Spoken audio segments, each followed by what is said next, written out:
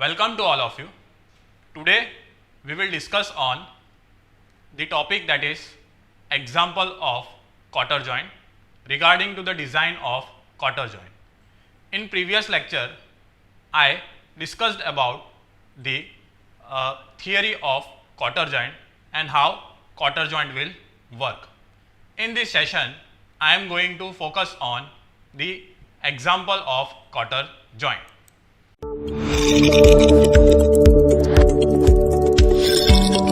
Designing of quarter joint में हमें different dimensions हमें कैलकुलेट करना रहता है, that is diameter of spigot, diameter of socket, thickness of quarter. ठीक है, यहाँ पे आपको दिख रहा होगा डायग्राम में, हमें वो सभी यहाँ पे डायमेंशंस आइडेंटिफाई करने रहते हैं. इनमें से हमें जो इम्पोर्टेंट डायमेंशंस कैलकुलेट करना रहेगा उस पर हम फोकस करेंगे. ठीक है, तो एग्जाम्पल लेके हम यहाँ पे उसको कैलकुलेट करने का ट्राई करेंगे. Let us discuss about this example, that is, two rods are to be joined in a quarter joint to carry 90 kN of axial force, which may change from tension to compression and vice versa. The ultimate strength in tension, compression and shear respectively are 255 Newton per mm square, 510 per mm square and 130 Newton per mm square. Choose a factor of safety of 5.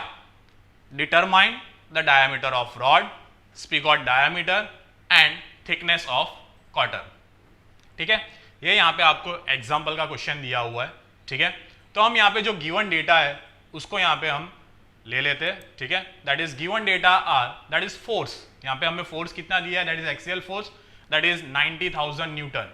Okay, next हम यहाँ पे that is stress, that is tensile stress. आप देख सकते हो tensile stress हमें कितना दिया हुआ है, that is 255 newton per mm square. Next is that is shear stress, that is 130 newton per mm square and crushing stress और compression stress that is 510 newton per mm square. ठीक है, next यहाँ पे आपको फैक्टर ऑफ सेफ्टी दिया गया है. ठीक है, तो जब भी आपको फैक्टर ऑफ सेफ्टी दिया गया है उस टाइम हमें परमिसिबल स्ट्रेस को आइडेंटिफाई करना जरूरी है. अगर फैक्टर ऑफ सेफ्टी अगर आपको यहाँ पे एग्जांपल में नहीं दिया गया है तो हमें जो फॉर्मूला इक्वेशन में हमें जो स्ट्रेस पुट करना है ऑटोमेटिकली जो हमें एग्जांपल में दिया गया है वही पुट करेंगे. If factor of safety is given then we have to divide that ultimate stress to that of the factor of safety.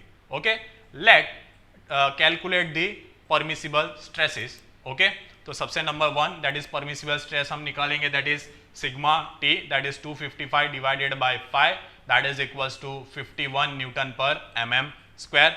Next हम यहाँ आइडेंटिफाई करेंगे that is shear stress, that is permissible shear stress, that is 130 divided by 5, that is equals to 26 newton per mm square. Next हम that is लेंगे that is compressive stress, that is permissible compressive stress, that is 500 divided by 5, that is equals to 102 Newton per mm square. तो ये हमें क्या मिला यहाँ पे, permissible stresses मिले. तो इस permissible stresses को हमें कहाँ पे यूज करना है, जो क्वार्टर जॉइंट के एग्जाम्पल है, क्वार्टर जॉइंट का जो फॉर्मूला है, ठीक है, उसमें हमें यूज करना है. आपने प्रीवियस लेक्चर में उसके इक्वेशंस देखे थे, failures of quarter joint otherwise designing of quarter joint में, उसमें हमें इसे पुट करना रहेगा. ओके, तो let's put this stresses in that equation.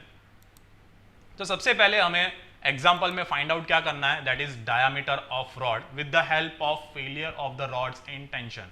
आपके इक्वेशन में नंबर 1 इक्वेशन जो हमारा आएगा that is failure of the rod में हम यहाँ पे लेंगे, दैट इज हमें फाइंड आउट क्या करना है, यहाँ पे आपको डायग्राम में दिख रहा है, हमें फाइंड आउट क्या करना है यहाँ पे, diameter D, that is the diameter of rod. ठीक है, आपको यहाँ पे दिखाई दे रहा होगा, that is diameter of rod हमें यहाँ पे फाइंड आउट करना है. ठीक है, किस तरीके से फाइंड आउट करना है, तो that formula is that is force equals to pi by 4 D square into sigma T. ठीक है, that is P. Next that is यहाँ पे हमें फाइंड आउट करेंगे, यहाँ पे वैल्यू पुट करेंगे, किस किस की वैल्यू पुट करेंगे, दैट इज पी की वैल्यू दैट इज 90,000 और सिग्मा टी की वैल्यू पुट करेंगे दैट इज 51. फिर यहाँ पे हम यहाँ पे कैलकुलेट करेंगे, जिसका आंसर आएगा डी स्क्वायर का आंसर आएगा 2246.89. ठीक है, this is the D square answer, ठीक है। तो डी स्क्वायर है तो हमें इसे क्या करना पड़ेगा, स्क्वायर रूट करना पड़ेगा। तो स्क्वायर रूट करेंगे तो हमें क्या आंसर मिलेगा, दैट इज 47.4 mm, ठीक है। तो उसको अप्रॉक्सीमेटली हम क्या लेंगे 47.5। तो हमें डायामीटर ऑफ रॉड कितना मिला, that is D, that is equals to 47.5 mm, ठीक है। तो this is the diameter of rod. Next हम यहाँ पे देखेंगे that is failure of rod और कॉटर इन क्रशिंग, ठीक है। तो हमें यहाँ पे आइडेंटिफाई करना रहेगा, दैट इज D1 का हमें ट्राई करेंगे आइडेंटिफाई करने के लिए, that is D1, that is उसका फॉर्मूला है, that is force equals to D1 into T into sigma C, ठीक है। तो हमें ये फाइंड आउट करना रहेगा। तो ठीक है, तो आप यहाँ पे डायग्राम में देख सकते हो, तो हमें यहाँ पे क्या फाइंड आउट करना है, दैट इज D1 हमें यहाँ पे फाइंड आउट करना है, उसके साथ थिकनेस ऑफ कॉटर भी दिया हुआ है, ठीक है, that is D1 into T, okay. तो यहाँ पे अगर कॉटर के कारण यहाँ क्या होगा, जो आपको वहाँ पे गैप दिखाई दे रही है उस होल में क्या होगा, वो क्रशिंग करेगा, ठीक है। तो यहाँ पे आप देख रहे हो, तो यहाँ पे हम पुट करेंगे दैट इज वैल्यू, ठीक है। यहाँ पे आप देख सकते हो D1 इंटू T में क्रशिंग होगा, उतने एरिया में क्रशिंग होगा, ठीक है। तो हमारे पास D1 भी अवेलेबल नहीं है और T भी अवेलेबल है नहीं, ठीक है। तो उतना मल्टीप्लीकेशन D1 इंटू T की वैल्यू कितनी है वो हमें आइडेंटिफाई करेंगे, that is P by sigma C, that is equals to 90,000 divided by 102। उसका आंसर क्या आएगा, दैट इज 882.35, ठीक है। तो that is D1 into T equals to 882.35, okay. इसको हम आगे जो इक्वेशन है उसमें किस तरीके से पुट करना है वो हम देखते हैं, ठीक है। let us discuss about that is failure of spigot in tension for finding this spigot diameter। तो हमें यहाँ पे फाइंड क्या करना है, spigot diameter, that is D1, ठीक है। spigot diameter यहाँ पे क्या है, that is D1, ठीक है। आप यहाँ पे देख सकते हो, तो D1 हमें यहाँ पे फाइंड आउट करना है, ठीक है। तो उसका एरिया जो यहाँ पे हैचिंग पोर्शन किया उसका एरिया क्या है यहाँ पे, that is π/4 D1 square minus D1 into T, that is the area of this hatching portion, ठीक है। उसको हमें किससे मल्टीप्लाई करना रहेगा, दैट इज सिग्मा T के साथ हमें मल्टीप्लाई करना रहेगा, दैट इज टेंसाइल स्ट्रेस के साथ मल्टीप्लाई करना रहेगा, ठीक है। तो वो हमें क्या देगा, वहाँ पे आपको फोर्स देगा, ठीक है, that is the equation of that force, ठीक है। तो यहाँ पे हम वैल्यू पुट करने का ट्राई करेंगे, that is P equals to 90,000, ठीक है, that is D1 into T, जो हमने प्रीवियस सेकेंड पॉइंट में हमने इसको आइडेंटिफाई किया था, कैलकुलेट किया था, दैट इज 882.35, वो वैल्यू हम यहाँ पे पुट करेंगे और सिग्मा T की वैल्यू भी पुट करेंगे, दैट इज 51, ओके। फिर उसके बाद हम यहाँ पे क्या करेंगे, नेक्स्ट प्रोसीड करेंगे, दैट इज हम ये सॉल्व करने का ट्राई करेंगे, that is π/4 D1 square equals to 90,000 divided by 51 plus 882.35, उसका आंसर क्या आएगा, ओनली 90,000 डिवाइडेड बाय 51 प्लस 882.35, ठीक है। तो उसका आंसर आपका क्या आएगा, दैट इज 2647, ठीक है, 2647 आप उसका आंसर आएगा। फिर उसके साथ हम क्या मल्टीप्लाई करेंगे, उस उधर 4 से मल्टीप्लाई करेंगे और डिवाइडेड बाय पाई से करेंगे, ठीक है।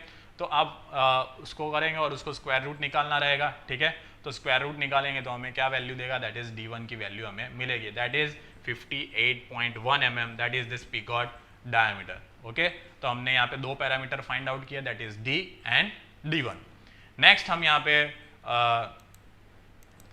Next that is equation number 2, ठीक है। इक्वेशन नंबर 2 की तरफ जाएंगे तो हमें क्या मिल रहा है, that is P equals to D1 into sigma C, ठीक है।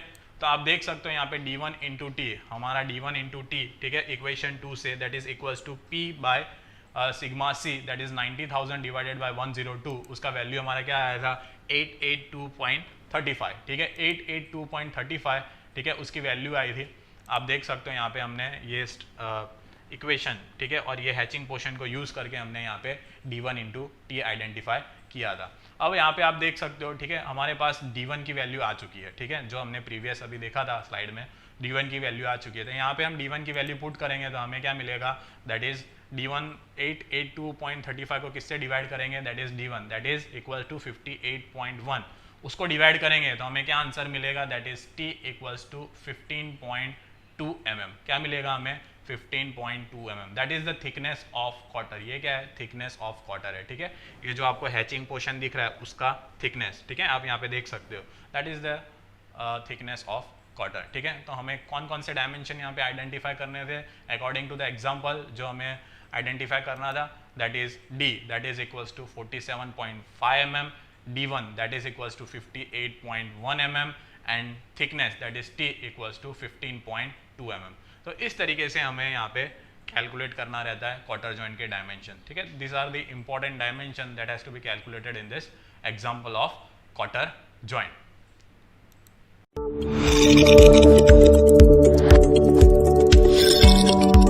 Next, that is important questions regarding to this quarter joint example, that is dependent on the formula and equation of the quarter joint. Try to solve it, and the link of Google form is given in the description. Try to attempt this MCQ.